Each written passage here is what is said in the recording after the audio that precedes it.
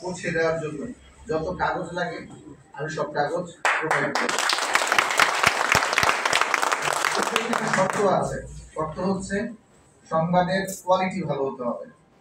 আপনারা যারা আছেন তারা বিশ্বাসযোগ্য এবং ভালো সংবাদ পরিবেশন করবেন। আর হচ্ছে আপনারা আসলে সাংবাদিকরা আসলে ওনাদের মূল ইনকাম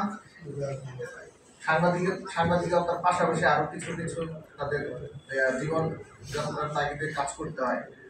তা আমরা চাই যাতে আপনি বাঁচতে পারেন, আপনি যদি কোয়ালিটিফুল রিপোর্ট দিতে পারেন এই দৈনিক দিন প্রতিদিন এইখানে থাকবেন। আমি বিশ্বাস করি বাংলাদেশের শীর্ষ 5 দৈনিক পত্রিকার মধ্যে চলে আসার জন্য যে যে যোগ্যতা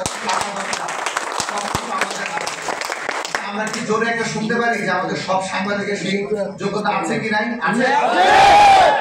আরেকটু জোরে আছে। তাহলে আমরা কেন পিছায় থাকবো?